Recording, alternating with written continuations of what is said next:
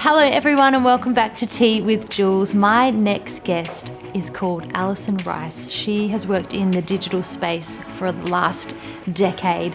She's a journalist and she is on a very beautiful spiritual journey right now, and we talk about social media, we talk about the digital space, we talk about everything to do with Instagram and how to find true self. And this conversation was beautiful, it was very deep, and I loved every minute of it.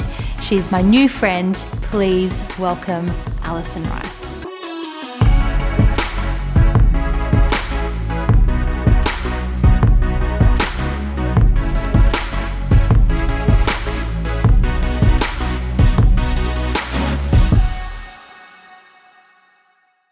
Alison Rice. Hi. My new girl crush. I've just discovered you in the last, I'm going to say, 3 weeks. Yeah. And now I'm obsessed with you. So sorry about that. It's kind of terrifying to think like you've been Googling, listening, stalking Instagram. I've been there in the vortex. Yes. Yeah. I'm in your vortex right now. I'm sucked down into the vortex. You've been working in a pretty big digital space for 6 or 7 years. Yeah. And you've just kind of wound out of that. Yeah. But can you take me back a little bit just so our viewers know who you are and your journey to this point? I'm a trained journalist. I studied journalism. I started at the Walkley Foundation for Journalism, which I always had to get that in there because I'm like, I'm not just women's lifestyle. I've been credible places. You're a journo. And that was actually everything, I have to say. The access, the networking, the mentorship I got in that business. I met my first mentor at the Walkleys, Mary Cotter, who is still an enormous presence in my life and emceed my wedding. I went and worked on Foxtel magazine after that as a sub-editor, and then I freelanced, and that was similar to how I'm feeling now, scary, terrified. What am I doing? What have I done? Mm-hmm. And then I took a weekend editor role at Pop Sugar. I used to work Saturdays and Sundays from home 7 till 4, which no one wanted to do that gig, obviously, but I did. And then I have to say the rest is history. I mean, I was 7 years in that business. I went from weekend editor to like an assistant editor to a beauty editor, launched the health and fitness vertical. My publisher went on maternity leave and I did her cover. And in that time, we pitched for, or were approached for the Who What Where license, and that was my absolute dream brand. Like if you could have asked me what I would work on, it would be that one. And then I set out to go and run that and launch that, and I did. It just got bigger and bigger and bigger. At our largest, I had 18 women under 30 across 4 websites, and we had something ridiculous like 48 platforms. And then left that to launch my podcast. Yes, your podcast, which I have listened to every episode. It's called Offline. You guys got to go and listen to it. It's amazing. I worked in the fashion industry for about 10 years as a fashion stylist, and just in probably this year, I sort of took a bit of a step back to focus on my family. I've got 2 little boys, to focus on Tea with Jules and other sort of opportunities that have come my way. But it didn't come as an easy decision. It puts you in a position where when you're not that thing, when you're not Alison Rice, who is, the boss, the girl in the boardroom who is the leader and the position, who are you now? I definitely have been processing that for myself. It's like, if I'm not a stylist, like, hi, I'm Jules, or what do you do? That's the second question. Totally. I'm a stylist. It makes sense. It puts you in a box. It ticks, or everyone's, So everyone knows where you fit in their landscape. Exactly right. Is that happening for you 3 weeks into? Totally. It took me 12 months to leave my job. And so I spent 12 months mentally preparing myself for an identity crisis on the back of leaving. I did a year of therapy as well, just knowing that I needed to speak to someone who didn't know me, who didn't see it as a first world problem, to be quite frank, and who would help me understand who I was and what I stood for outside of the labels I'd put on myself, certainly society had put on me, and us as ambitious women, where a big part of how we identify in the world is by being able to say, I'm Alison Rice, I'm the group publisher of Pop Sugar, Who, What, Where, Birdie, My Domain. Yep. You know? Yeah. And then, oh, it's so impressive, yes, you know? Which it is, of course. Of course. And an enormous achievement. And I would not take any of it back. It was understanding that I have lived my life in cycles, and it felt like a closing of a 7-year cycle for me. And just knowing when you're ready, but I'm too scared to go in case I lose the access, the influence, the status. But then looking in and going, well, that's kind of, can I swear? Go for it. Fucked in a way that if that is how you identify in the world, and if that's what's important to you, then man, you got a lot of work still to do. So going on, I guess, a bit of a self journey, coming out of that and going, I'm going to be just fine. But then ultimately knowing that that's just a tiny, tiny chapter of my entire story, and I've got so much I want to do. So knowing that I kind of had to get out of an office and to really, sit in self and understand, okay, why are you here? What do you want to do? And what's going to make you happy? And I'm still astounded. I'm like, this is awesome. Should I have done this earlier? When you were leading young people. Yeah. Which you still are, of course, and old people like me. I don't know about that. I read about your pull-up method. Pull-up philosophy. What's your pull-up philosophy on leadership? Well, it's just literally this. Yep. Like, we have to take other women with us. Yeah. And I didn't have any positive female role models in media. There's so few jobs at the top because we obviously have a problem with equality, gender equality at leadership level, and that's ongoing. That if you had one of those roles, it was like, and I think that has changed, but a lot of senior women operating from a place and space of kind of feeling threatened. And so really, I mean, my mentor is a man, and I always say my husband also is a huge supporter of mine and a champion and a mentor in a lot of ways as well. But it's interesting as a, I guess, inspiring senior female, I actually have men around me because I didn't have a woman. And so part of what I've been trying to do is shift that a little bit to say, if I can help other women around me and raise them up and bring them up with me, and a big part of that was, essentially handing my role and responsibility onto the next one, instead of making her compete for it, or like she'd earned that right as well. But this philosophy of taking other women with you, because, in the position of sort of influence and leadership that I had, how many women could I build up to at least maybe as a launch pad into something else? Or I found a lot of the girls had very low self-esteem, people being scared to take sick days and ask for flexibility, because what they'd had before, in particularly in media, was other women shut them down, shut them out. Yeah. Because you're not doing it on my terms, or you have to suffer through what I went through, because I just do not believe in that at all. And sometimes, it took me a while to get them to believe me, like, this isn't going to turn on you. I'm not going to be nice and then stab you in the back later, you know? But it's all the little things we do every day. And I've heard a lot about you, and I heard that you were really sort of salt of the earth woman, and that you were kind. But it's people like perhaps you and I, and there's so many others that we know. It's what we do every single day to touch people's lives and help people. And that's not on Instagram.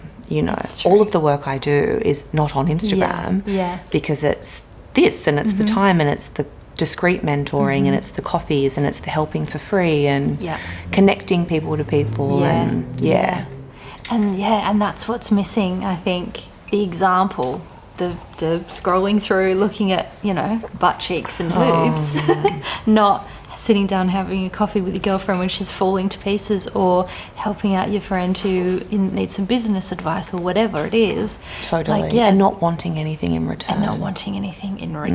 That's karma. It is. In your podcast Offline, I got so hooked on it. Because there was a lot of girls that I actually know that are on there, and so I was just very interested to hear, what they've got to say. But also this concept of, Instagram and social media, which I try and deny a lot of the time is kind of an important or relevant or something that's actually happening thing in life, but it is something that everybody's affected by, everyone's on it, and I find myself being affected by it sometimes. Truthfully, it seems as though I've got my life together, mother of 2, have a great, husband, building a house, doing all the things. Things are together. I get affected by it, and I compare myself, and I look into other people's lanes, and I think, oh, I should be doing that. Let me try that. Like all those silly things that go on. So what I love about it is that it goes underneath all of those people we're watching, and you're getting the real story of who they are. Of who they are, yeah. Yeah. Because did you start this because of your background in the digital space and to a personal sort of feeling around social media as well? Yeah, it's an interesting thing. It took me a year from initial kind of, that would be a good podcast, to actually launching. I became obsessed with this concept of self, started doing the work and doing the therapy, and I've got also a healer type in my life. Her name's Jeannie Burke. It was her that introduced me to the concept of self and getting to know myself better so that I could live a life outside of all the labels other people put on me. The other thing was I've always been drawn to emerging platforms, and I guess there's that futurist aspect where you can kind of see where audiences are moving, how women are consuming, and understanding that we're busy, ways that we're learning differently now, we're seeking information off sort of mainstream. And I think we've heard from a lot of the same people. I was deeply concerned about this lady boss narrative, and it's actually in Pip's episode that I sent live yesterday. I talk about that. I don't think it's serving us at all, because if the bench is launching a multi-million-dollar business or having 1 million Instagram followers, then we're all screwed. It's true. Yeah. Could I help young women get to know themselves better and help them understand what type of work they might need to do that isn't a uni degree, that isn't accolades, it's actually all in, and it's scary work as well. It's harder than anything sort of I've ever done before. Could I help them maybe define their own success versus media's or what we've always sort of said success looks like? And then would they be happier defining it for themselves versus trying to reach this thing that everyone says they need to be? And then with the influencers, I did it for them as well, to be quite honest with you, because I spend a great deal of time sticking up for them in rooms and in conversations, because there's a perception that, and you're one yourself, you're just rolling around taking pictures of yourself, going to parties. No. That's what we, through our lens of content creators, that's what we think would be interesting for people to consume. What I've been learning through this process, it's all the other stuff women want to see now. They want that shiny bit in the middle that says, oh, cool, and now she's at the party. Yeah. But they want the breakdown before the party, the nothing to wear, I hate my body, all of it. The normal things that we all feel but we don't really show. But I wanted to show them for who they really are. We've been back and forward on this line of like a duty of care to show more. Part of what I've learned from them in this process is it's their business as well. So if your main income stream is Instagram, no client wants you crying on the floor in your bedroom. So there's that too, where I wouldn't do that in my place of work. So trying to sort of see Instagram as their office as well a bit. Yeah, because on that, I always flip between those worlds of oversharing. I think Zoe was talking about being an overshare. She thinks she's an oversharer. Yeah. But some people love that, and they love to watch that and consume it. I eat it up. I love anything where I'm like, it's a bit car crashy, but not. But then it's like, well, how far does that go? And do you really want all of that out there? But then you don't want to appear too shiny and too perfect. It's like this fine balance of giving yourself but not giving too much. And then I'm like, well, I'm just going to shut my account down so I don't have to deal with any of that. There's a really great, I don't want to get this quote wrong. So The High Low is another podcast out of the UK.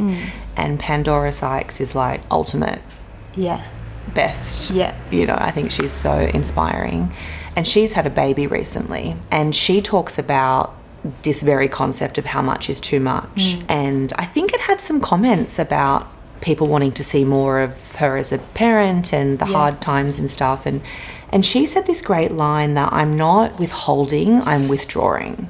I think that's like when you start to look at it like that, it's not that I'm saying you can't have any of this. It's like I need to go in with this stuff, you know. And I've got my own stuff like that sort of starts to come out in further episodes that I wasn't sure I was going to talk about either. But then realising what they were giving me, you kind of have that thing where you're like, gosh, I've really got to give some back, you know. And it's sort of like any pain you sort of vocalise is kind of halved as you say it. And that's been true. But I so identify with that. And I mean, I've got like a minute social following, but even I'm conscious of, am I showing enough now? And also I've got this bloody podcast talking about it. So now do I have to give it all up? You know what I mean? Yeah. The other thing I absolutely love about, this is probably the fundamental thing that drew me to you, is because I'm always going on about true self and being yourself, and I'm such a believer in that because I don't know how to do anything else, for one, and that has served me well thus far.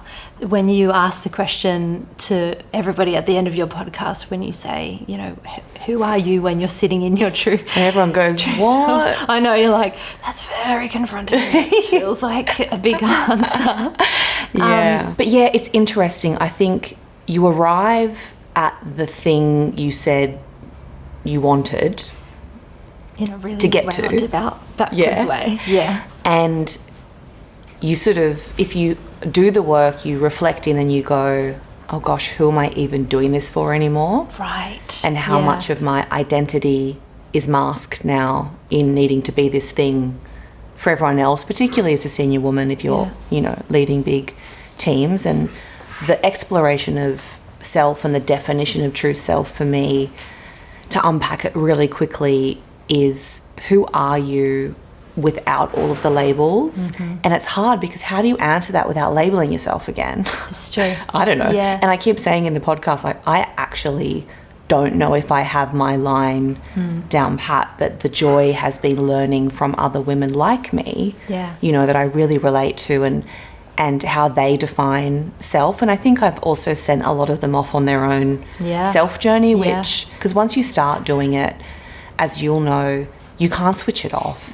And some days it's like, I'm really tired and I don't want to be doing this. I don't want to have to reflect and fucking think about everything. Again. Why can't I just live on the surface again? I keep thinking perhaps I'm going to close season 1 of the podcast and then think about how I could maybe build on season 2, and then also, is offline actually becoming something more than a podcast? Because there's a need for mentoring outside, I think, traditional ideals of mentorship. So that's something that I'm having a think about. But the true self thing, you know, I had my line when I was a publisher of what I would say I was and what I did. And to your point earlier, how people could quickly put me into so you're important because you run websites, so I'm going to need to invite you to this or send you this or whatever. And now it's, yes, as I look in, you know, who am I? And if I'm not jumping ahead, or the only word that I have for myself right now is nurture. All I have is that I am nurture, and I'm just trying to figure out, how to channel that into work. Hopefully that I could, you know, have a business maybe, or at least earn a living. And knowing that whatever I do from this point onwards needs to be additive and valuable and helpful, because I'm not interested in just doing the shiny talking head thing. Well, I want to personally thank you. Oh my God, thank you. For coming for tea and for taking me on your self-discovery journey. Like, you've taken us all along for your own little ride, and I feel invested in that, and it's made me think about so many things. So good. Thank you so much for joining me. Oh my God, what a pleasure.